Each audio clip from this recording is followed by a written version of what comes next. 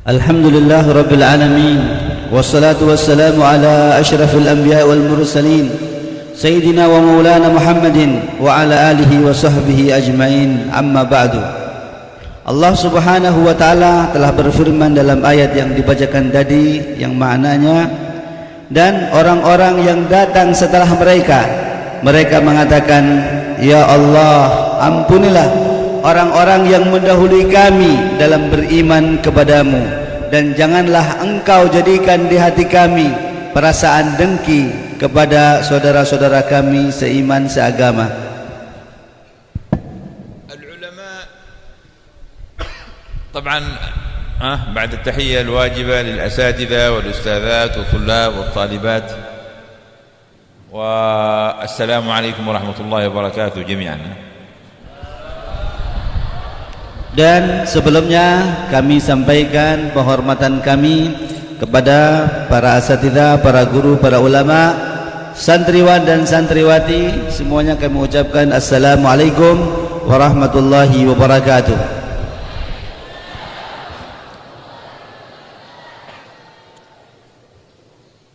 فإذا كل إنسان له نسب إلى آدم،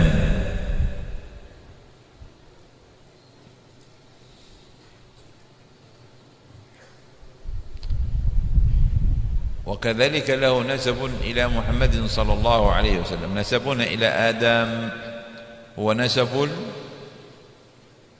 الولادة، لأن آدم أبو البشر، ونسبنا إلى النبي صلى الله عليه وسلم نسب العلم، وبيننا وبين آدم آباء كثير، آباء وأجداد إلى آدم، عرفنا من عرفنا منهم وجهلنا من جهلنا منهم. ونسبنا إلى النبي صلى الله عليه وآله وسلم يتسلسل أيضا بآبائنا الذين علمونا الدين. كان هناك أحد العلماء الكبار عالم وولي اسمه الحبيب أحمد بن حسن العطاس، دخل بلدة يسيطر عليها المتأثرون بمذهب الشيخ محمد بن عبد الوهاب،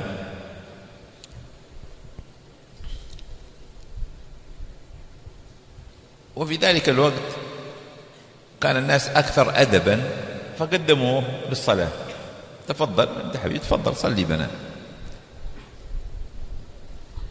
فتقدم وصلى بهم. بعدما صلى بهم قالوا له عظنا أرشدنا، تكلم يعني موعظة حسنة. قال لهم من ربكم؟ فاهتزوا له، كيف تقول من ربكم؟ قالوا كيف تنكرون سؤالا ستسألون عنه في القبر؟ قولوا ربنا الله. قالوا ربنا الله. من نبيكم؟ قالوا محمد. ما دينكم؟ قالوا الإسلام.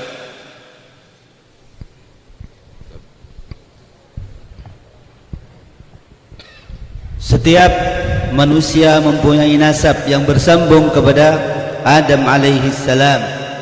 Juga setiap manusia mempunyai nasab yang bersambung kepada Nabi Muhammad sallallahu alaihi wasallam. Nasab yang bersambung kepada Nabi Adam adalah nasabul wiladah, dari segi keturunan.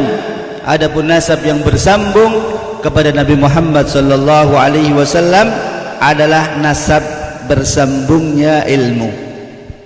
Kita mempunyai ayah dan kakek terus bersambung kepada Nabi Adam. baik yang kita kenal maupun yang tidak kita kenal. Dan kita mempunyai juga nasab ayah atau orang tua yang mengajarkan ilmu yang silsilahnya bersambung sampai Nabi Muhammad sallallahu alaihi wasallam. Salah seorang kibarul ulama, tokoh ulama besar, dan beliau juga seorang wali, pernah berkata, yaitu Al-Habib Ahmad bin Hasan Al-Attas.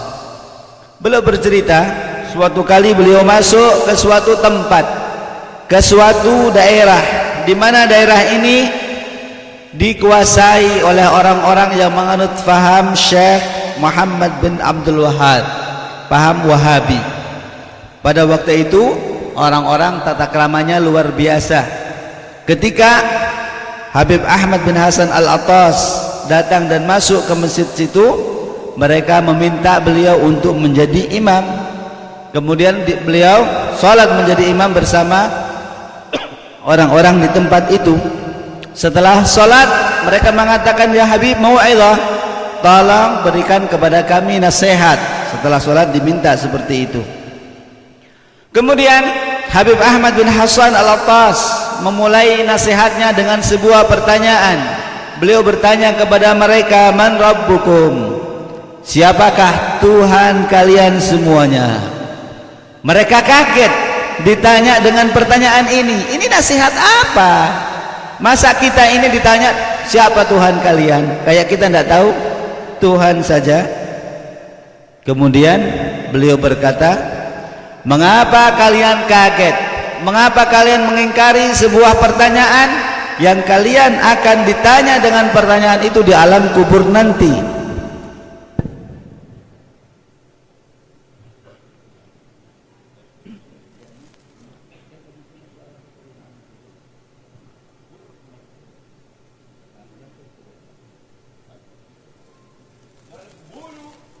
قولوا ربنا الله. قالوا ربنا الله. من نبيكم؟ قالوا نبينا محمد. ما دينكم؟ قالوا ديننا الإسلام. قالوا ومن الذي عرفكم أن ربكم الله وأن نبيكم محمد وأن دينكم الإسلام؟ سكتوا. قال قولوا آباؤنا ومشايخنا علمونا هذا. قالوا نعم، آباؤنا ومشايخنا علمونا هذا. قالوا آباؤكم ومشايخهم من علمهم؟ سكتوا. قال قولوا آباؤهم ومشايخهم. قال آباؤهم. قالوا نعم، آباؤهم ومشايخهم. وآباؤهم ومشايخهم من علمهم؟ قالوا آباؤهم ومشايخهم كذلك. قال يعني هكذا سلسلة إلى النبي صلى الله عليه وسلم؟ قالوا نعم. قال لهم الذي علمكم أن الله ربكم وأن الإسلام دينكم وأن محمد نبيكم تكفرونه وتضللونه وتنفصلون عنه؟ سكتوا. قالوا ما أحد جاءنا بمثل هذه الحجة.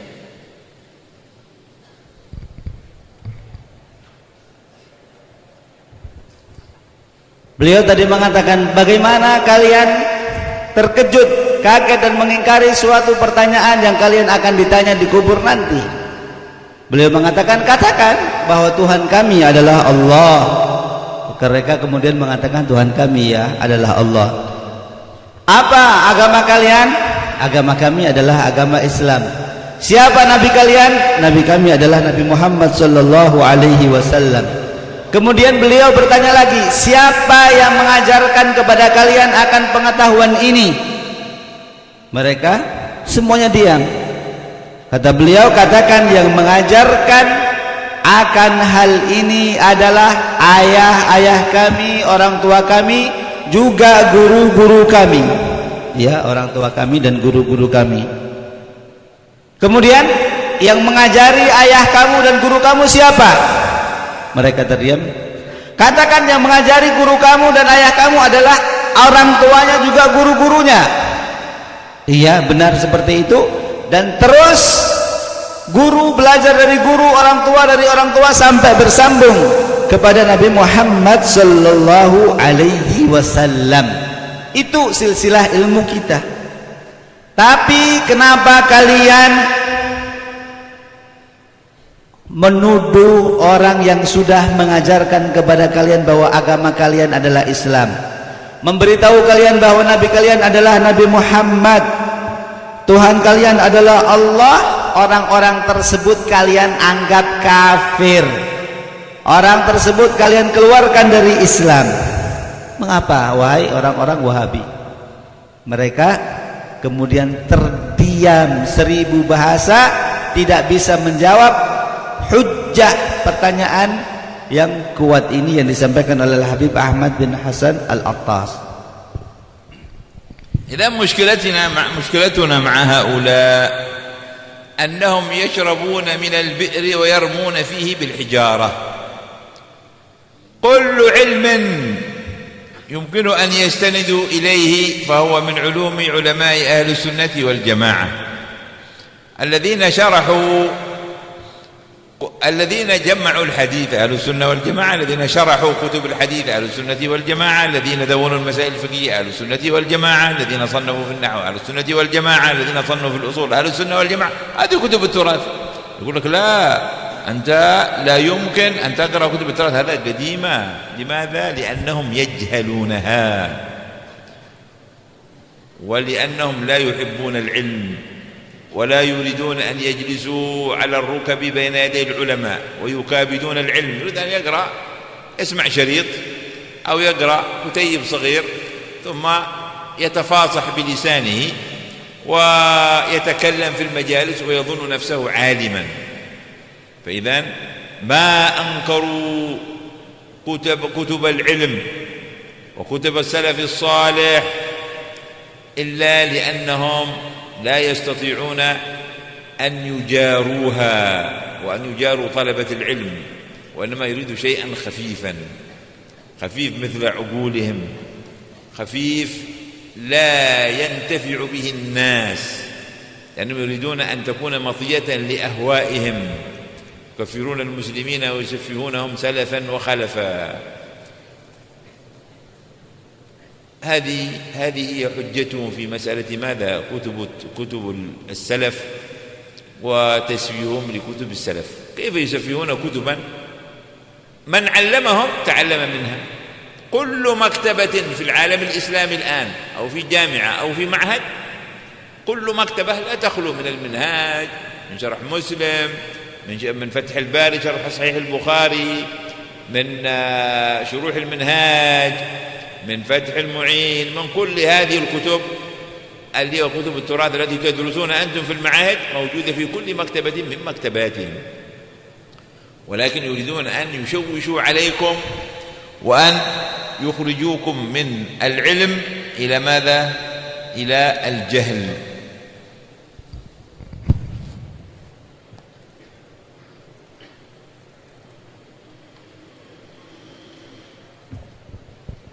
Problem kita dengan orang-orang yang mempunyai pemahaman-pemahaman sesat, orang-orang Wahabi ini sangat banyak dan kita perlu memberikan jawaban-jawaban. Setiap orang yang alim yang bisa dijadikan sandaran untuk suatu pemahaman kajian keilmuan, mereka semuanya adalah dari golongan Ahlus Sunnah wal Jamaah. Ulama yang mengumpulkan hadis, mensarahkan hadis adalah ulama Ahlus Sunnah wal Jamaah. Ulama yang membukukan, menulis kitab-kitab fikih adalah ulama Ahlus Sunnah wal Jamaah. Begitu juga ulama yang menulis, membukukan kitab-kitab lughah berkaitan dengan bahasa adalah ulama Ahlus Sunnah wal Jamaah. Jadi tidak seorang pun yang mungkin dia tidak membutuhkan kitab-kitab yang terdahulu yang telah ditulis para ulama ini.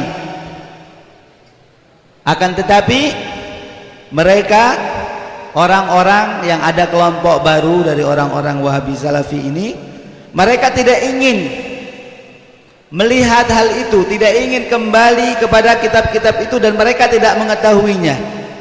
Mereka tidak mau duduk belajar dengan ulama. Mereka ingin mencari jalan pintas, hanya mendengarkan beberapa kaset saja, atau membaca buku-buku kecil, kemudian dia sudah berdiri berceramah menganggap dirinya seakan-akan orang yang alim. Dan mereka mengingkari kitab-kitab ilmu yang telah ditulis oleh ulama. Karena kenapa mereka mengingkari? Mereka tidak dapat menyaingi dan menandingi para ulama-ulama tersebut. Mereka menginginkan ilmu yang ringan, pemahaman yang sedikit, yang ringan sesuai dengan akal mereka yang ringan juga, akal mereka yang cetek. Mereka tidak dapat memberikan manfaat kepada manusia dengan apa yang mereka sampaikan. Hal tersebut menjadi kendaraan bagi hawa nafsu mereka, dan yang mereka jadikan hujjah pada aslinya, yang mereka ambil, mereka pelajari aslinya adalah dari kitab-kitab ulama Ahlus Sunnah wal Jamaah. Ilmu yang mereka ambil aslinya, karena orang-orang yang menjadi guru mereka, guru-guru mereka aslinya, mereka adalah orang-orang yang belajar dari kitab-kitab yang ditinggalkan oleh ulama-ulama Ahlus Sunnah wal Jamaah. Akan tetapi mereka tidak mau mengakuinya. Setiap perpustakaan di seluruh penjuru dunia dimanapun juga, termasuk di perpustakaan-perpustakaan mereka, tidak kosong dari kitab Minhaj, Syarah Minhaj, Syarah Bukhari, Fathul Mu'in, dan yang lain-lainnya. Akan tetapi mereka mengingkarinya, mereka meninggalkannya. Mereka tidak mau mengambil ilmu, tapi mereka memilih kebodohan. يقولون لماذا نأخذ بكلام الفقهاء ونترك الكتاب والسنة؟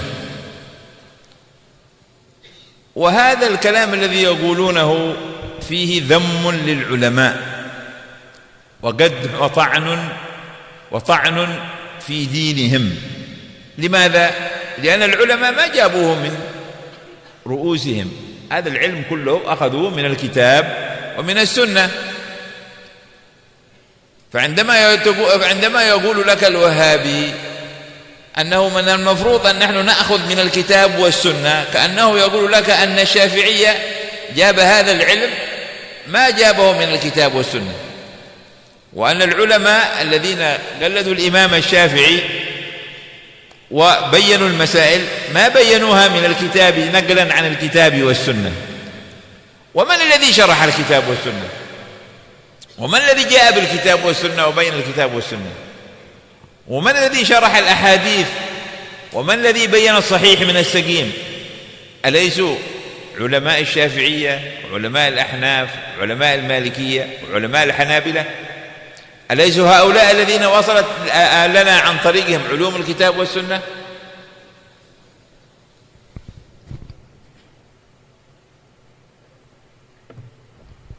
Mereka orang-orang Wahabi itu mengatakan, mengapa kita harus mengambil pendapat-pendapat ulama, mengikuti pendapat ulama, sedangkan kita meninggalkan kitab dan sunnah. Perkataan ini merupakan tuduhan kepada para ulama dan penghancuran akan agama mereka. Ini seakan-akan dari perkataan ini mereka menuduh bahwa para ulama itu menyampaikan apa yang mereka sampaikan dari akal mereka saja dan bukan dari mengikuti Quran dan sunnah.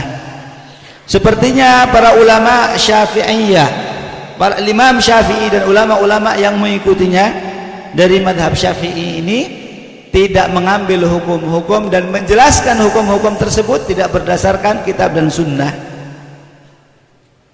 Kita tanya, siapa yang telah mensyarahkan Al-Quran dan hadis?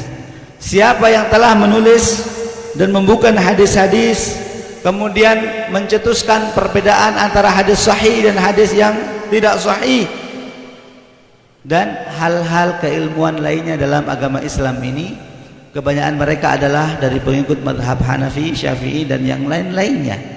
Mereka orang yang berpegang teguh kepada kitab dan sunnah.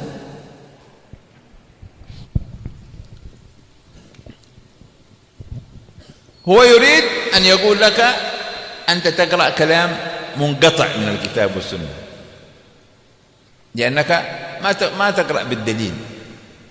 هو يتكلم في مسألة واحدة وأنت تحفظ 100 مسألة، لو بسطتها بأدلتها ستأتي بمجلد ضخم. كل كتاب، الكتاب المختصر الذي تقرأه أنت له شروح.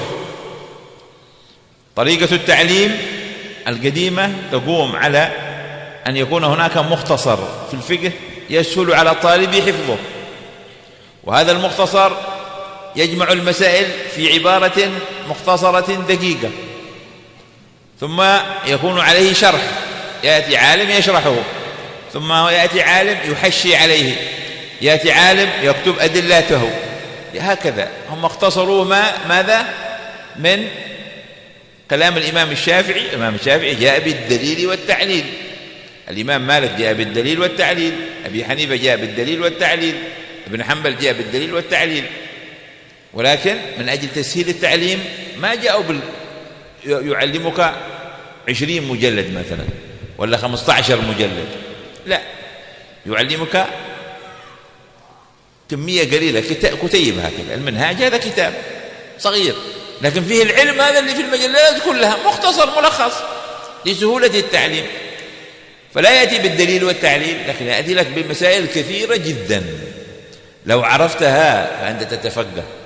ثم إذا أردت أن تعرف دليلها فدليلها موجود في الكتب الموسعة. وإذا التهمة باطلة ولا هي باطلة؟ التهمة باطلة. لماذا؟ كما قلنا، لماذا؟ لأنها تتجاهل الواقع. واحد ثم تطعنه في علم السلف من أناس جهلاء هم عالة على علم السلف، ما جاءوا شيء غير علم السلف، ليس عندهم شيء غير المكتوب في كتب السلف، وإنما يتبعون الأقوال الضعيفة والشاذة ثم يشغلون بها الناس. يأتون مثلا في المذهب البلد الذي فيه المذهب الشافعي فيأتون بمسائل مثل نقض المرأة الأجنبية وغير هذا من المسائل التي هي مشهورة عند الناس، فيأتون ويركزون عليها وينقضونها. يذهبون إلى المذهب المالكي، البلاد التي فيها مالكية، ويركزون على مسألتين أو 3 وماذا؟ ويحاولون أن ينقضوها. وهكذا ليس لهم عمل إلا التخريب وإلا الدعاية. والمخرب هذا يمكن أن يصل صوته والعالم يمكن ما يصل صوته. الآن لو واحد جاء جاهل ومعه ميكروفون كبير مثل هذا وتكلم بكلام فارغ والعالم موجود، عالم كبير إلى جانبه موجود، لكن يتكلم بلا ميكروفون، ما في حد بيسمع كلام العالم. ثم كلام الجهل هذا يناسب العوام، كلام العالم يحتاج إلى تفكير، كلام الجاهل يصل إلى قلب العامي لأنه صدر من قلب عامي، كله دعاية ومغالطات وكذب من غير المختص.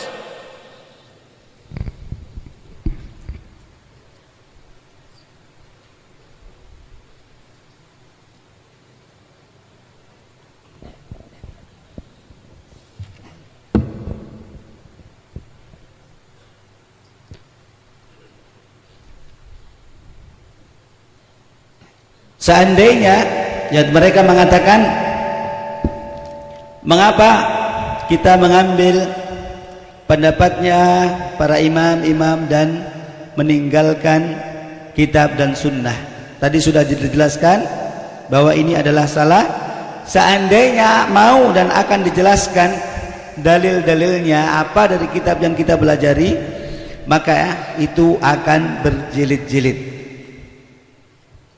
Mereka mengatakan seakan-akan yang kita pelajari dari kitab-kitab fikih itu terputus dari Quran dan Sunnah. Padahal memang para ulama sengaja menulis kitab-kitab fikih mukhtasar yang tidak disebutkan dalil-dalilnya.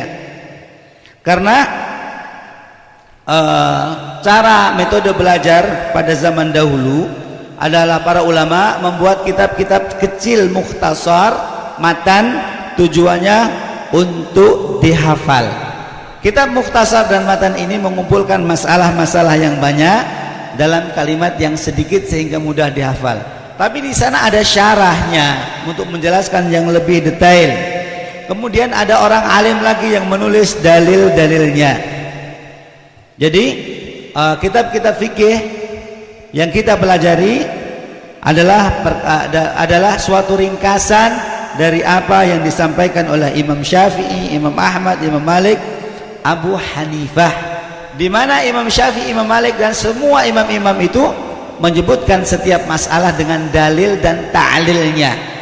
Dalil dan ilahnya itu disebutkan secara lengkap. Tapi untuk memudahkan bagi kita yang belajar, dibuatlah kitab-kitab kecil. Karena sulit, tidak mungkin kalian belajar fikih langsung 15 jilid atau 20 jilid.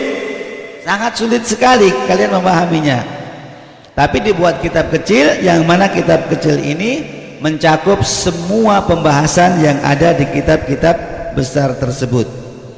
Dan masalah-masalah yang banyak ini, jikalau kalian ingin memperluas pemahaman, ada kitab-kitab yang menjelaskan tentang dalil-dalilnya, tentang ilah-ilahnya. Jadi apa yang dituduhkan oleh orang-orang Wahabi bahwa kita memilih mengikuti pendapat imam, para ulama, meninggalkan kitab dan sunnah, itu adalah tuduhan yang batil, tuduhan yang tidak benar. Karena mereka orang-orang Wahabi meninggalkan dan pura-pura tidak tahu dengan ilmunya para ulama salaf. Mereka hanya mengikuti perkataan-perkataan yang syadz, perkataan-perkataan yang menyimpang, yang jarang diikuti, yang bertentangan dengan pendapat jumhur. Contohnya masalah seorang laki-laki itu batal jika bersentuhan dengan kulit perempuan. Masalah ini dalam mazhab Syafi'i mereka bantah habis-habisan. Juga mereka datang kepada orang-orang yang mengikuti mazhab Imam Malik. Ada masalah-masalah yang mereka memilih sebagian pendapat dan menentang pendapat yang diikuti oleh para penganut mazhab Maliki. Tujuan mereka hanya merusak dan propaganda. Jadi mengiklankan apa yang mereka inginkan untuk disampaikan. Jadi orang yang bodoh ini bisa didengar suaranya kalau dia punya metode dan cara, dan orang alim bisa tidak terdengar suaranya, tidak ada yang mengikuti. Beliau mencontohkan, jikalau ada orang jahil, ada orang bodoh, kemudian dia bicara pakai mikrofon, pakai speaker, orang alimnya tidak, kira-kira yang kedengaran sama orang ini suaranya siapa? Suaranya orang yang pakai speaker walaupun dia bodoh. Dan perkataan orang bodoh itu perkataan yang ngawur, tidak pakai dalil, sehingga seakan-akan mudah dicerna oleh orang lain, oleh orang yang bodoh yang lain. Sementara ilmunya orang alim itu butuh kepada pemikiran untuk mencerna dan menerimanya. Dengan hal ini perkataan orang jahil itu kadang bisa menyebar kemana-mana.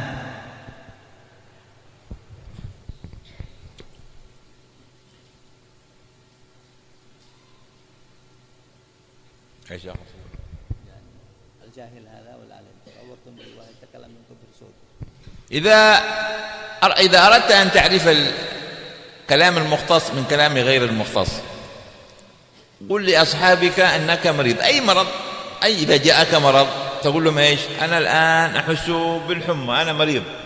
ماذا يقولون لك؟ خذ بنادول. ليش؟ إذا عندك حمى خذ بنادول.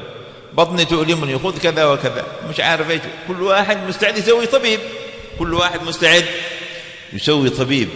لكن إذا استمر الألم تحتاج فعلا أن تذهب إلى الطبيب. الطبيب ماذا سيقول لك؟ تقول والله عندي ألم في بطني، ما يكتب لك دواء، يقول له خذ تحليل وحلل كذا وحلل كذا واعمل أشعة واعمل كذا واعمل كذا، حتى إيش؟ حتى يدرس المسألة من جوانب. هذا كلام المختص غير كلام العامي. ولا الفقيه العالم يجي لك إحاطة بالمسألة وتفصيل وليش وإيش، يعني كل شيء سيضعه في محله لأنه مختص. فأنت إذا أردت أن تكون عاميا وتخبط في دين الله وتفتي الناس بغير علم وتكون من الرؤساء الجهال الذين حذر منهم رسول الله صلى الله عليه وسلم، فاسلك هذا المسلك السهل، مسلك سهل لأنه إيش؟ بإمكانك أن تقنع الناس بأنك كبير وعالم حتى ولو كنت جاهلا. المظاهر والدعاية والفلوس تفتح الأبواب، لكن الدين ليس لعبا، الدين شيء عظيم جدا. من حلل وحرم دون علم فإنه ماذا؟ من قال في القرآن برأيه فليتبوأ مقعده من النار. خطير جدا، خطير جدا. Apabila kalian ingin membedakan mana perkataan orang yang ahli di bidangnya dengan perkataan orang yang sekedar ngomong, sekedar ngoceh, ini tanda-tandanya bisa kalian ketahui. Saya contohkan, kata beliau, misalnya di antara kalian ada yang sakit perut. Ini siapa saja bisa seakan-akan dia jadi dokternya. Sudah minum Panadol, sembuh. Ya, seenaknya aja kan ngomong, seakan-akan dia dokter beneran. Tapi kalau penyakit ini terus berlanjut, berkesinambungan, maka ujung-ujungnya dibawa ke dokter. Kira-kira yang dilakukan dokter apa? Dokter tidak bakalan ngelihat, oh saya sakit terus langsung kamu dikasih obat, enggak. Dokter itu pasti akan memeriksa dulu, ya, akan diperiksa, mungkin harus disuruh ke lab, ke laboratorium dulu, dilihat, dicek penyakitnya apa, baru diberi obat. Itu karena dia ahli di bidangnya mengobati penyakit, bukan asal-asalan. Begitu juga dengan orang faqih, seorang yang alim. Orang yang betul-betul alim ketika membicarakan hukum itu dijelaskan dengan terperinci, segala sesuatu ditempatkan pada tempatnya. Tapi orang yang bodoh itu dengan mudah saja dia nyeplos, ini hukumnya begini, ini hukumnya begitu, tanpa dipikir.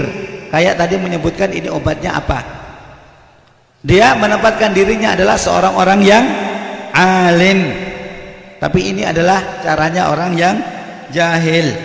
Kemudian juga faktor uang, didanai, ada yang membayar. Ini membuka pintu orang menjadi berani untuk melakukan hal seperti ini. Tapi kalian harus ingat bahwa masalah agama adalah masalah yang besar, tanggung jawabnya di sisi Allah Subhanahu wa taala. Tidak mudah hukumnya orang itu mengatakan ini halal, ini haram kalau dia tidak mengetahui. Sebab Rasulullah SAW mengancam dalam hadis yang tadi disebutkan, barang siapa berbicara tentang Al-Quran dengan pendapatnya sendiri, maka tempatnya adalah neraka. الآن نضرب مثلا آخر حتى ننتقل بعد ذلك إلى الجزء الثاني من المحاضرة. لو رجل جاء مرض فجأة في بطنه، مرض فجأة في بطنه يعني باطن، وبعدين جنبهم في القرية هناك جزار يذبح الغنم وماهر في ذبح الغنم. فقال هاتوا المريض. كيف هذا المريض؟ أنا بسوي له عملية. أيوة أنا ما شفت مرة الدكتور يقطع عملية، بسهل العملية، أنا عندي سكين. فجاء وقطع، فتح البطن وقطع وخرج الإيش وبعدين خيط ومش عارف إيش وكذا ورجع الأمور. وشوفي الرجل، بلغ الأمر الحكومة، ستقول إيش؟ تعطيه مكافأة ولا تدخله السجن؟ ما إيش رأيكم؟ هذا الجزار عالج الرجل بمعالجة نجحت المعالجة، لا شك أن الحكومة بتدخله السجن. ليش؟ لأنه هذا نجحت في هذا بمحض المصادفة، ليس عن معرفة. بعد ذلك لو تركناك في طريقا ماذا ستفعل؟ ستقتل 100، لأن هذا ما هو شغلك.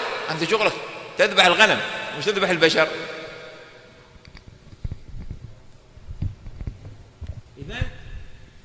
القائل في العلم بغير علم وإن أصاب فهو مخطئ، لأن هذا ليس عمله، هذا عمل المختص. كمان الجزار وإن أصاب في العملية هذه فهو ليس شغله، بيصير في واحدة بيخطئ في 100 بيقتل الناس، وهذا بيؤدي الناس إلى مهلكة. شوشوا الناس وبهذلوهم وخرجوهم من توجيه العلماء وفرقوا شمل المسلمين وجابوا بمصائب كبيرة.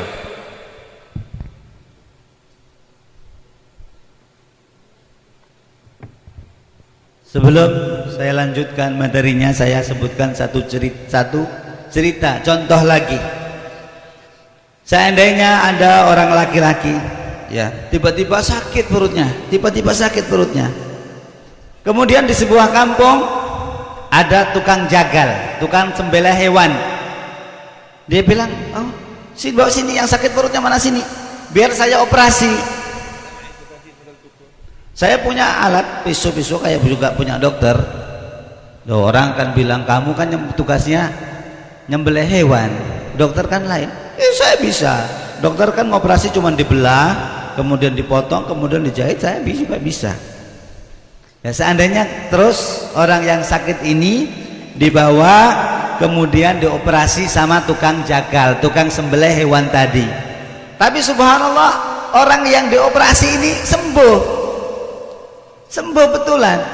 Nah, kira-kira kalau tukang sembelih hewan ini mengoperasi orang sakit terus sembuh, apa yang dilakukan pemerintah? Dia akan dikasih hadiah atau ditangkap, dipenjara? Kira-kira mana yang dilakukan pemerintah? Di mana? Di penjara. Kenapa? Berbahaya. Dia sembuhnya ini karena kebetulan.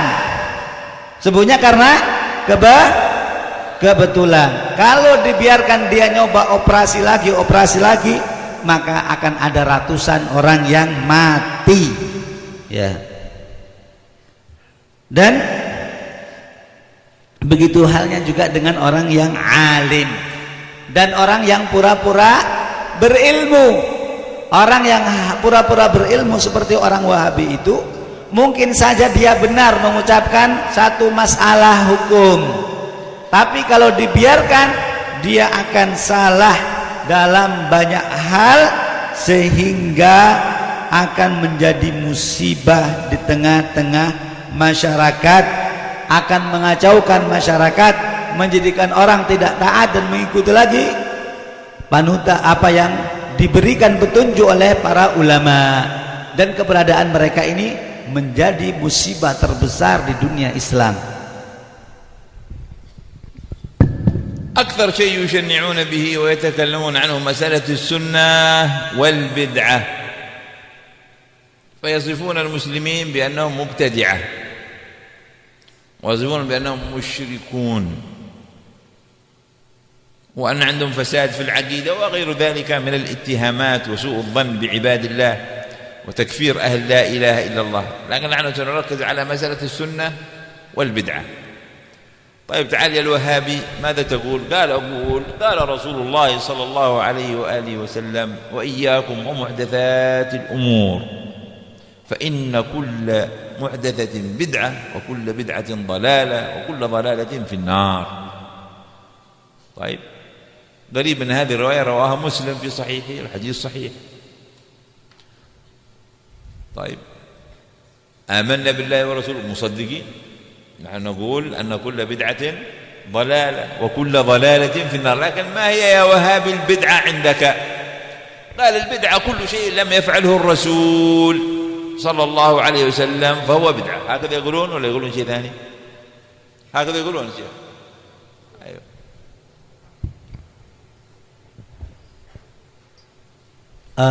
Sekarang saya akan lanjutkan dengan pembahasan masalah sunnah dan bid'ah. Orang-orang Wahabi ini, mereka menuduh kelompok umat Islam yang lainnya adalah ahlu bid'ah. Umat Islam yang selain mereka adalah musyrik, dan banyak tuduhan-tuduhan yang lain yang mereka tujukan kepada kelompok umat Islam yang lain. Intinya mereka selalu suudzon dengan orang yang sudah mengimani la ilaha illallah.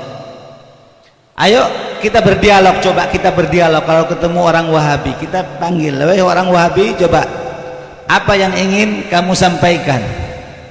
Pasti pertama yang mereka sampaikan adalah hadis yang tadi disebutkan, yang maknanya waspadalah kalian dengan urusan-urusan yang baru, sesungguhnya semua urusan baru adalah bid'ah dan semua bid'ah itu tempatnya di neraka. Hadis sahih riwayat Bukhari Muslim, riwayat Muslim. Nah, kita bilang saya sepakat dengan hadis yang kamu sebutkan. Tapi wahai orang Wahabi, coba sebutkan apa definisi bid'ah menurut kamu. Mereka akan menjawab, dia akan menjawab, bid'ah adalah sesuatu yang tidak pernah dilakukan oleh Rasulullah SAW. Ini definisi mereka tentang bid'ah yang sering kita dengar. قالوا العلماء جابوا كلام، العلماء ردوا عليهم كلام، لكن نحن نقول العلماء طيب انتظروا كلامكم على العين والرأس، لكن خلونا نحن نناقش الوهابي هذا، بنطبق التعريف الذي عرفته على البدعة بنطبقه عليك أنت ترى أننا خرجنا من السنة ونحن أهل بدعة، طيب وأنت ما هو حالك؟ عشان واحدة عشان نتابع بس. Para ulama sudah menjelaskan tentang masalah bid'ah, definisi di bid'ah ini secara lengkap dan panjang lebar. Tapi di sini coba kita mencoba berdialog dengan orang Wahabi yang suka membid'ahkan orang lain. Kami akan bertanya kepadamu tentang apa definisi bid'ah itu. فيقول نعم ما لم يكن في عهد النبي صلى الله عليه وسلم فهو بدعة. نقول له طيب كل ما في حياتك لم يكن في عهد النبي صلى الله عليه وآله وسلم فأنت إذن في بدعة وأنت في النار بكلامك أنت ليس بكلامنا نحن. Dia akan menjawab bid'ah adalah sesuatu yang tidak pernah dilakukan dan terjadi di zaman Rasulullah Sallallahu Alaihi Wasallam. Kita harus jawab kepada orang Wahabi, kalau begitu saya lihat semua apa yang kamu kerjakan itu bid'ah. Banyak yang kamu kerjakan itu tidak dikerjakan Rasulullah, tidak ada di zaman Rasulullah. Kalau begitu kamu termasuk ahli neraka, dan ini menurut perkataanmu sendiri wahai orang Wahabi. Kita harus berkata begitu. يقول كيف؟ نقول طبعا أنت تقول كل، لأن العلماء لما ردوا عليك قالوا لك كل من ألفاظ العموم، أنت قلت لهم كل هذه من ألفاظ العموم، قالوا لك هذا عموم مخصوص، يعني كل بدعة دل الدليل على حرمتها فهي محرمة، وكل بدعة لم يدل الدليل على حرمة، دل الدليل على ماذا؟ على أنها تدخل تحت أصل من أصول الاستحباب فهي بدعة مستحبة، وعندنا بدعة حسنة وبدعة سيئة. قلت لا، كل بدعة ضلالة، كل من ألفاظ العموم ما يستثنى منه شيء. Dia akan mengatakan, bagaimana kok kamu mengatakan saya ahli bid'ah di neraka? Ya, karena kamu wahai orang Wahabi mengatakan lafaz kullu bid'atin itu adalah lafaz yang umum, semua bid'ah tanpa terkecuali, sesuatu yang baru yang tidak ada di zaman Rasulullah tanpa terkecuali itu bid'ah, dan semuanya yang orang yang melakukan masuk neraka, dan kamu yang melakukan hal itu. Kalau kita itu meyakini bahwa kata lafaz kullu semua itu makhsus, ditaksis, artinya kebanyakan, tapi ada yang tidak. Ada bid'ah yang dia itu ada berkaitan dengan dalil yang mengharamkan, maka hukumnya haram. Tapi ada sesuatu yang baru, tapi ada dalil yang membolehkan, maka dia menjadi sesuatu yang baru tapi mubah, dibolehkan. Itu menurut kita, dan menurut kamu tidak. Semua yang baru itu sesat, dan yang sesat masuk neraka. Kamu sendiri yang masuk neraka. إذن تعال ماذا تأكل في بيتك؟ أكل طعام مثل الناس. ما هي الطبخات التي تأكلها؟ اثبت لي أن كل شيء تأكله قد أكله رسول الله صلى الله عليه وسلم وكان في عهده، وإلا فإن طعامك كله بدعة، وبالتالي فهو ضلالة، وبالتالي بتدخل النار لأنك أكلت قادو قادو. ولا إيش الأكل حقكم اللي جبتوه لنا اليوم الغداء؟ قلنا ما يجي اللي جابوا لنا الغداء، اسمه ايش الغداء اللي جابوه؟ الأطعمة التي جابوها Sop ayam goreng ada. أيوة، المهم جيب لهم أنواع الأطعمة. Ya kita bilang sama orang Wahabi, coba kita periksa satu persatu dari apa yang kamu lakukan sehari-hari. Sekarang makanan yang kamu makan wahai Wahabi di rumah kamu, ya, apakah makanan yang kamu makan di rumah kamu itu semuanya ada di zaman Rasulullah dan pernah dimakan Rasulullah? Ya tentunya tidak. Kalau begitu makananmu itu bid'ah, dan kalau bid'ah berarti dolalah, dan kalau dolalah berarti di neraka. Cara makanmu saja sudah bikin masuk kamu neraka. Ya, sekarang kan banyak makanan yang macam-macam. Tadi waktu makan siang itu macam-macam, ada ayam goreng, ada sop, ada ini, ada itu semua ada di zaman Nabi. فإما أن تثبت أن النبي أكل من هذا اللهم صل عليه، وإلا تحكم على نفسك أنك دخلت النار، وإلا قل أن كل عموم مخصوص، يعني ليس كل إنما كل يعني كل شيء نص الشرع على تحريمه. إذا ما قلت قال لا ما أقول نص الشرع على تحريمه، لا أقول لكم وصح كل مو هو كل. يعني وافقت على أن البدعة المحدث ينقسم إلى محدث مقبول ومحدث مردود. يعني صنب القرين ولا قادو ومش عارف، هذا كله محدث مقبول انك تأكله، وهناك محدث ايش مردود لانك انت ما تعرفه. اذا ليس كل، اذا في مقبول وفي مردود، ليس كل. Ya, jadi kita katakan lagi, kita debat dengan orang Wahabi ini, gimana? Berarti kamu masuk neraka kan? Dengan sebab makananmu saja kamu sudah masuk neraka. Kalau dia bilang, ya sekarang dia pasti bingung. Kita kalau begitu berarti lafaz kullu bid'atin, setiap bid'ah, kullu bid'atin, kullu muhdatsatin bid'ah, setiap yang baru itu bid'ah. Lafaz kullu di sini ini maksus, ditaksis, bukan artinya semua tapi kebanyakan. Sesuatu maksudnya adalah sesuatu yang tidak dinaskan oleh syariat, atau yang dinaskan oleh syariat itu haram berarti haram. Tapi kalau sesuatu yang baru tidak ada dalilnya itu haram, ya tidak haram.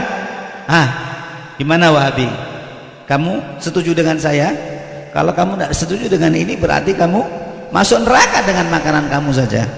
Ya, jadi kamu mau nerima ada sesuatu yang baru yang bisa diterima dan yang tidak bisa diterima. Kalau gado-gado, sambal goreng, ya, makanan-makanan yang enak itu, ini sesuatu yang baru tapi bisa diterima, ya kan? Ya. يا تقول بتقسيم البدعة، تقسيم المحدثات، ويا إما ماذا؟ يا إما بتدخل النار بسبب الصنبل. Kamu sekarang wahai orang Wahabi setuju dengan kita bahwa bid'ah itu terbagi, ada bid'ah yang buruk dan ada bid'ah yang baik. Kamu mau ikut saya atau kamu tetap berpegang teguh pada pendirianmu bahwa setiap yang bid'ah itu masuk neraka? Kalau begitu kamu akan masuk neraka dengan sebab sambal yang kamu makan. مرة لأجل تفهموا أن هذا التعريف باطل، مرة أحد العلماء تعلم في رباط تريم في حضرموت، تعلم على الكتب القديمة التي الآن يعيبونها منكم، وتفقه، وبعد ذلك خرج من حضرموت بسبب المضايقات. كان في مضايقة على العلماء في ذلك الوقت في السبعينات، وسافر إلى السعودية ذهب المدينة وتعلم ودخل الجامعة الإسلامية، يعني دخل الجامعة الإسلامية، وكان فقيه عالم يعني، فكانوا يحترمونه، حتى الوهابية يحترمونه. واحد له صديق وهابي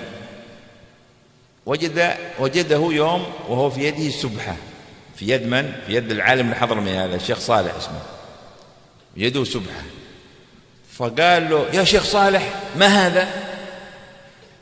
فأشار الشيخ صالح إلى يد الوهابي وقال له: ما هذا؟ يعني يشير إلى الساعة، في يده إيش؟ ساعة. وما هذا؟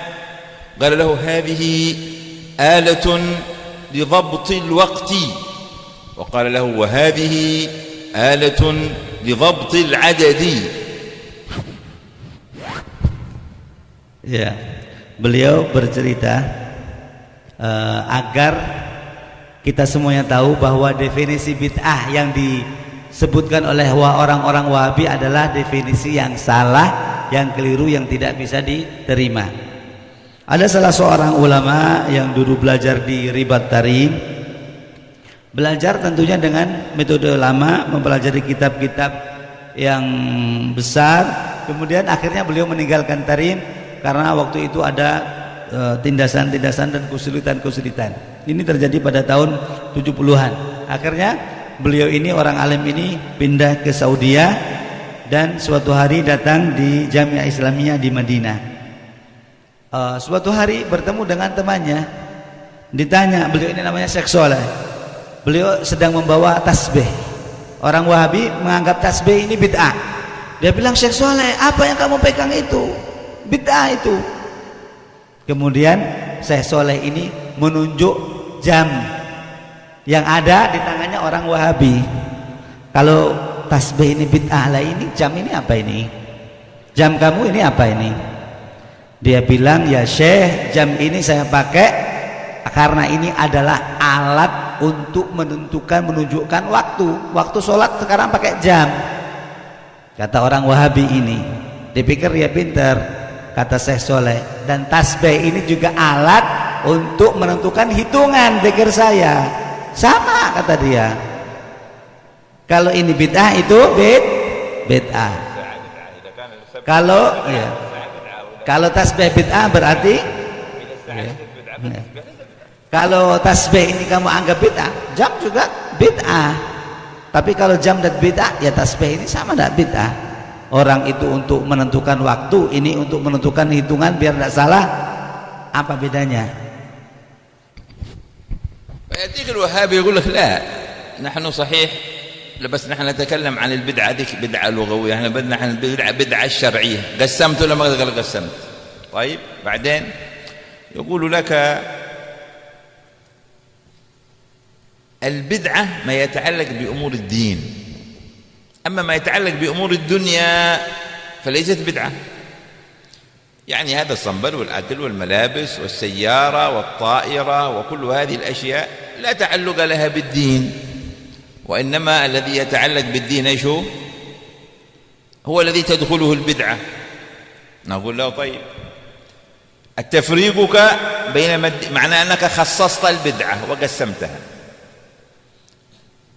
ولكن سنأتي معك إلى ما تتكلم عنه في الدين. بماذا تؤذن؟ هل تؤذن كما كان مؤذن النبي صلى الله عليه وسلم يؤذن وهو ما زال ممكنا أن تصعد إلى مرتفع وتؤذن، أم أنك تؤذن في المحراب بالميكروفون؟ يقول لا، أنا أؤذن بالمحراب في الميكروفون.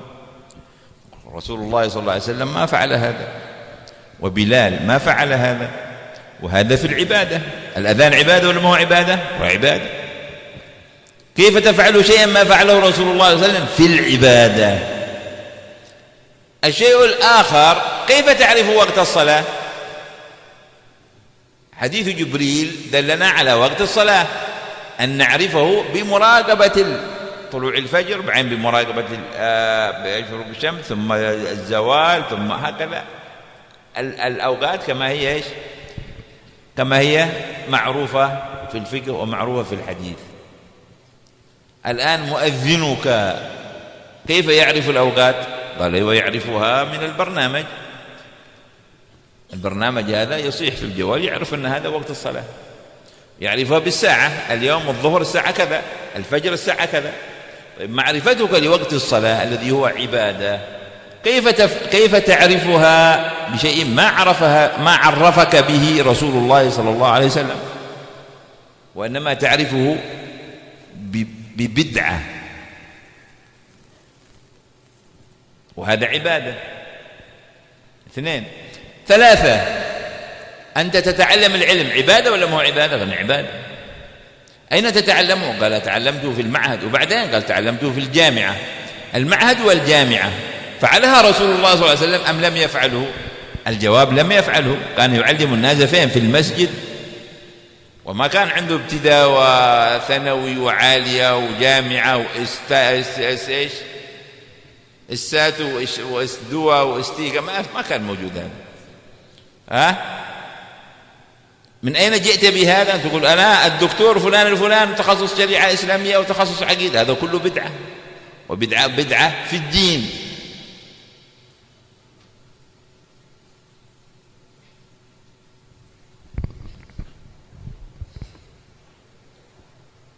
Jadi mungkin orang Wahabi ini akan mengatakan lagi kepada kita kalau dia sudah keok kalah dengan apa yang kita lontarkan tadi.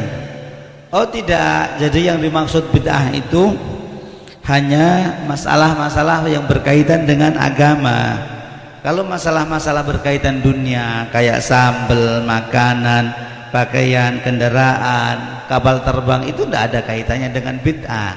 Bid'ah itu hanya dengan urusan agama.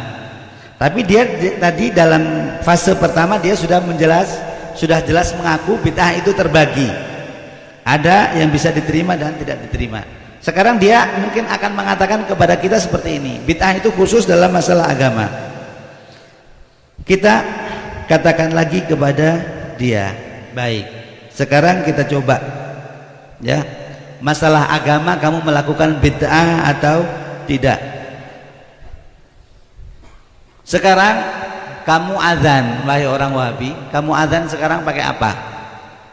Apa kamu azannya seperti zaman Nabi dulu, naik menara kemudian berteriak dengan suara yang lantang, atau pakai mikrofon? Orang Wahabi sekarang pakai mikrofon azannya, dan azan itu ibadah. Pakai mikrofon bid'ah enggak menurut definisi dia? Bid'ah, karena Nabi, Sayyidina Bilal dan para sahabat tidak pernah azan pakai mikrofon. Kita bilang ke dia, kenapa kamu melakukan suatu ibadah, wahai Wahabi, yang tidak pernah dilakukan Rasulullah? Kamu juga kalau begitu ahlu bid'ah. 1 ya. Pukulan yang kedua, kita tanya lagi, sekarang kamu untuk tahu waktu sholat gimana caranya? Caranya gimana sekarang orang lihat waktu sholat orang Wahabi? Ngelihat jadwal waktu sholat.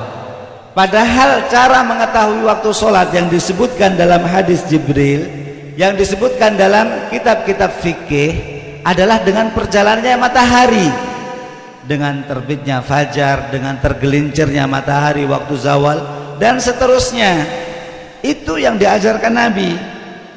Tapi sekarang ini waktu sholat ditentukan dengan jam, itu yang gampang, sampai HP pun bisa langsung azan, tahu ini sudah masuk waktu sholat. Jadi menentukan waktu sholat juga ibadah, disebutkan di hadis. Kok kamu pakai sesuatu yang tidak diajarkan Nabi? Berarti kamu juga ahlu bid'ah. Kena berapa pukulan? 2 pukulan. Yang ketiga, sekarang kamu juga belajar ilmu. Orang belajar ilmu itu ibadah apa tidak, wahai Wahabi? Dia pasti akan mengatakan belajar ilmu ya ibadah. Sekarang kamu belajar ilmu ini di mana? Oh, saya belajar di pesantren. Habis pesantren terus ke perguruan tinggi di universitas. Kita bilang Nabi dulu tidak pernah buat pesantren. Nabi dulu tidak ada itu universitas. Tidak ada dulu zaman Nabi itu orang punya gelar S1, S2, S3, tidak ada. Berarti kamu dalam menuntut ilmu pun kamu ahli bid'ah. Tidak ada zaman Rasul doktor siapa yang ahli di bidang akidah dan apa itu semuanya bid'ah. Berarti kami itu semuanya dalam ibadah pun ahli bid'ah. طيب سنأتي لشيء أكبر من هذا، الجهاد في سبيل الله، يعني استعداد المسلمين للدفاع عن أنفسهم ضد الكفار، واجب ولا ليس واجبا؟ Kita tanya lagi masalah ibadah yang lain. Jihad melawan orang kafir itu hukumnya wajib apa tidak? Ibadah apa tidak? طيب كل البلاد الإسلامية عندها جيش، ماذا نقول لهم في الجيش هذا؟ نقول لهم لا يجوز أن تستعملوا الطائرات والدبابات والمدافع والصواريخ وكل هذه الأسلحة لأنها لم تكن في عهد النبي صلى الله عليه وسلم، والجهاد عبادة ويجب أن تكون العبادة كما شرعها رسول الله صلى الله عليه وسلم. نقول جيوا الإسلامية أنتم خلوا ليش ادخلوا بس على الكفار بالسيوف، الله أكبر وأنتم بالسيوف ورشوهم وقتلوكم كلكم. Jihad adalah wajib dan ibadah. Sekarang kita katakan lagi sama orang Wahabi, semua negara-negara Islam itu punya pasukan, punya tentara. Apa kita bilang sama mereka, tidak boleh kamu pakai pesawat tempur, tidak boleh pakai tank-tank baja, tidak boleh pakai senjata-senjata, karena ini semuanya tidak pernah ada di zaman Rasulullah Shallallahu Alaihi Wasallam, itu semuanya bid'ah. Apa kita mau mengatakan seperti itu? Biar umat Islam ini perang dengan orang kafir cuman membawa pedang kemudian diberondong dengan senjata panti semuanya begitu? Tentunya tidak. Maka orang Wahabi ini goblok.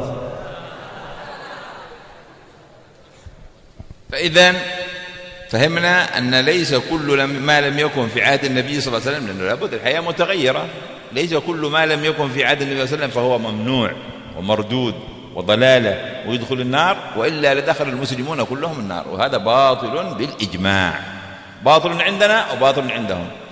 فإذن ما بقي إلا التحكم، أنهم الذي لا يعجبهم الذي هو عندنا بدعة والذي عندهم ليس بدعة.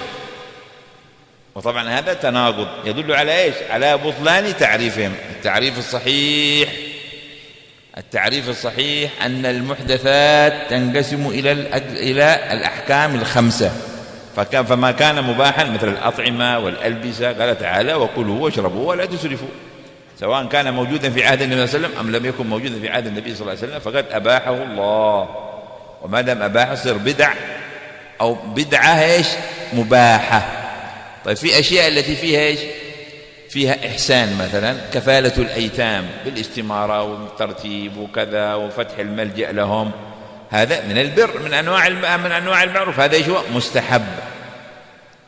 إعداد الجيوش للدفاع عن أرض المسلمين بالأسلحة الحديثة، هذا بدعة ايش هي؟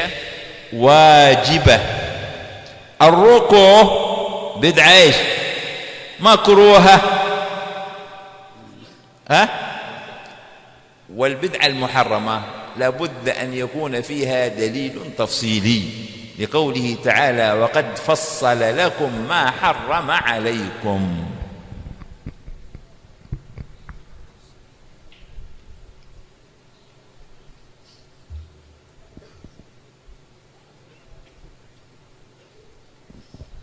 Jadi oleh karena itu kita sudah tahu bukan semua yang tidak pernah dilakukan Rasulullah, bukan semua yang tidak ada di zaman Rasulullah itu bid'ah, terlarang, ditolak, dan orang yang melakukannya masuk neraka.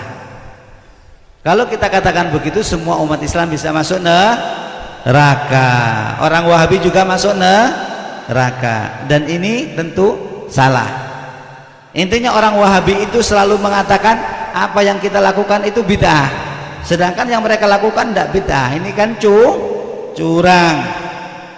Kemudian beliau menyebutkan semua hal-hal yang baru yang tidak pernah dilakukan Rasulullah atau tidak pernah ada di zaman Rasulullah itu termasuk dalam cakupan hukum yang 5, bisa wajib, bisa haram, mubah, mandub, dan makruh.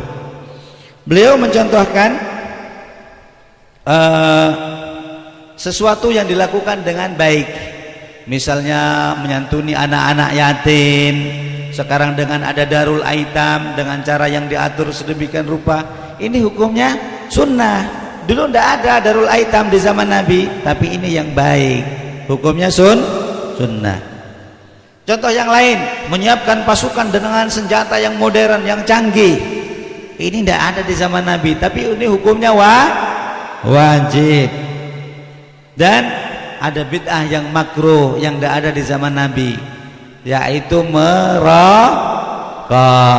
Itu makruh, hati-hati santri. Kemudian bid'ah muharramah, bid'ah yang diharamkan itu harus ada dalilnya kalau itu haram. Karena apa? Allah Subhanahu wa taala telah berfirman. Contohnya adalah riba yang ada di bank-bank sekarang. Bank-bank itu yang ada zaman sekarang tidak ada di zaman Nabi. Tapi proses sistem ribawi itu haram karena ada dalil-dalil yang mengharamkan. Allah Subhanahu wa taala menjelaskan dalam ayat yang dibacakan tadi, dan Allah telah memperinci kepada kalian apa yang haram dan apa yang halal. Apa yang diharamkan kalian disebutkan secara terperinci dalil-dalilnya.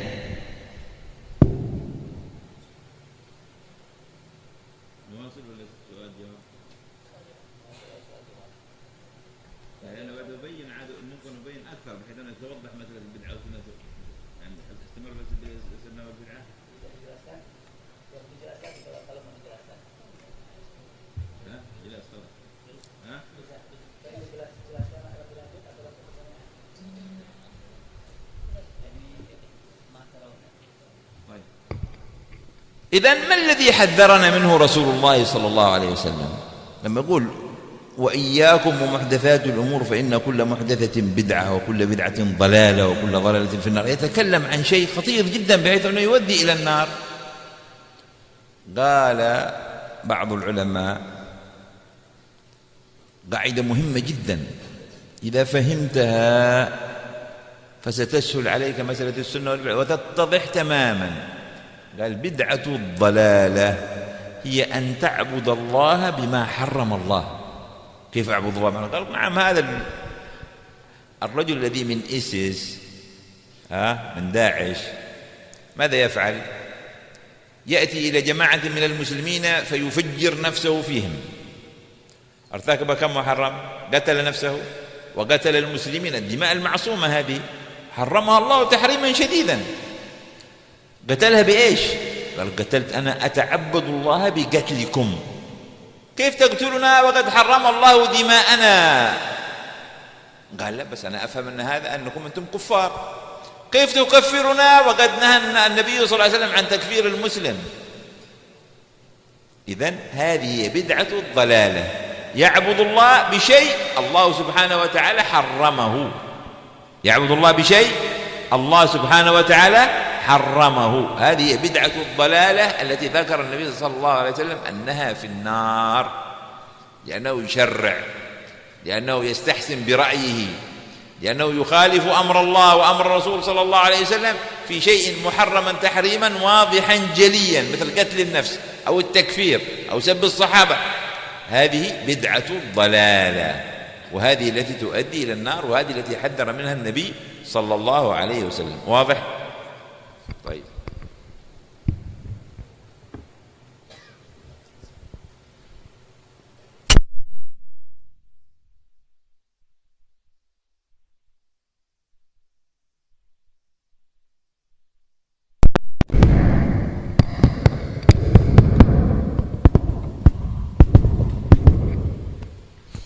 Lalu kalau begitu apa yang dimaksud dalam hadis Rasulullah sallallahu alaihi wasallam yang mengatakan segala hal yang baru adalah bid'ah dan semua bid'ah adalah sesat dan setiap yang sesat tempatnya adalah neraka?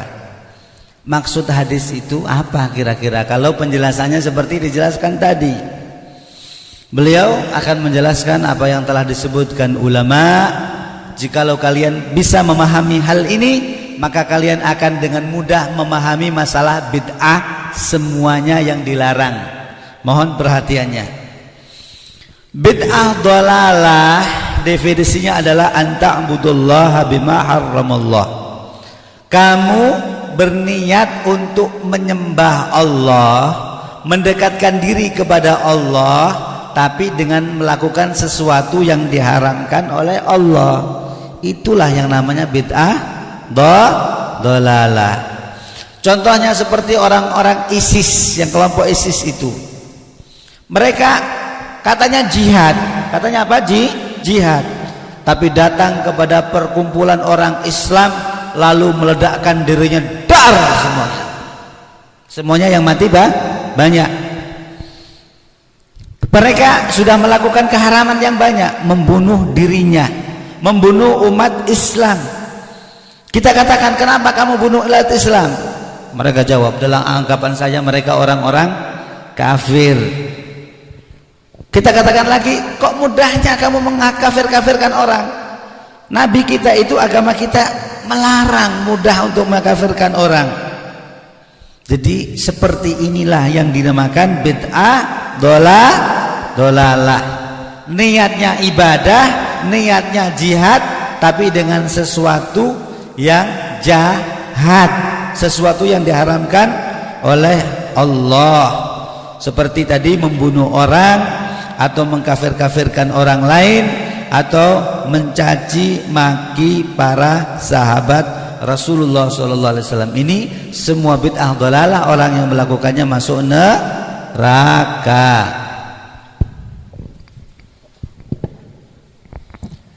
بقيت أدلة كثيرة.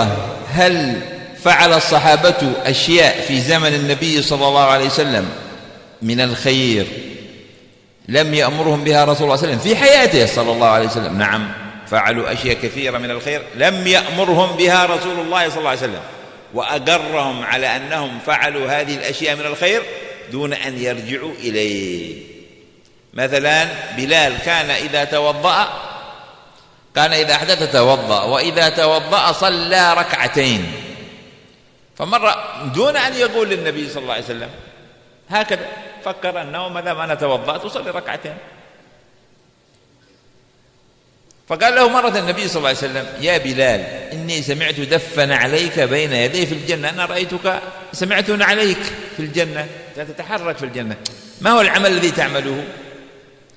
قال: يا رسول الله، أنا ما أعمل شيء، بس إذا كان هذا من شيء فهو أنني لم أحدث حدثا إلا أحدثت له وضوءا، وما أحدثت وضوءا إلا صليت بعده ركعتين.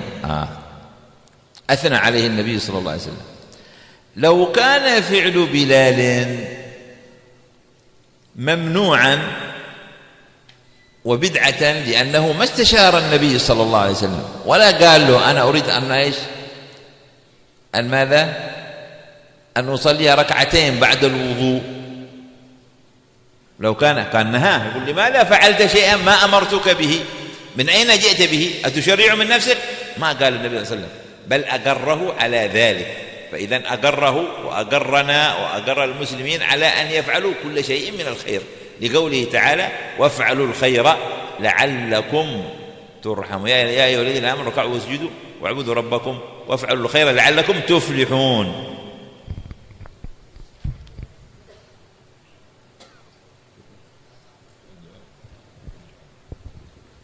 Sekarang tinggal satu masalah, pertanyaan. Apa kira-kira para sahabat radhiyallahu taala anhum itu pernah melakukan sesuatu ibadah di zaman Rasulullah sallallahu alaihi wasallam yang tidak disuruh dan tidak diperintahkan, tidak diajarkan Rasulullah? Kira-kira pernah atau tidak? Sahabat melakukan ibadah tidak diajarkan Rasulullah. Jawabannya adalah pernah. Contohnya, beliau menyebutkan bahwa Rasulullah SAW menyebutkan dalam hadisnya, beliau berkata kepada Sayyidina Bilal, wahai Bilal, aku mendengar suara dua sandalmu di surga. Kemudian ditanya, apa amalan perbuatanmu?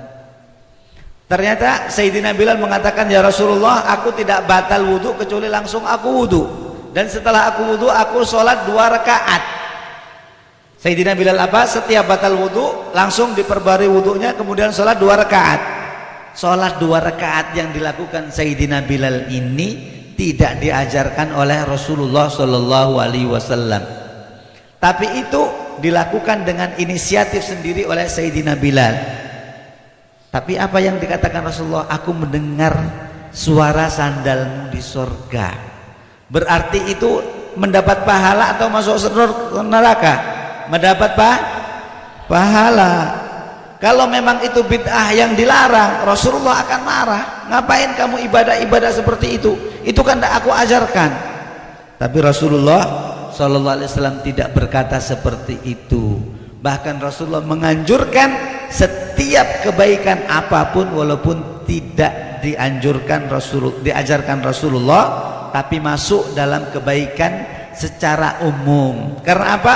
Dalam ayat Allah Subhanahu wa taala berfirman, dalam ayat yang disebutkan tadi, kita diperintahkan untuk melakukan kebaikan apa saja yang penting baik. Firman Allah tadi menyebutkan, dan lakukanlah segala bentuk kebaikan. Lakukan segala bentuk apa? Kebaikan agar kamu beruntung. Wallahu a'lam bishawab.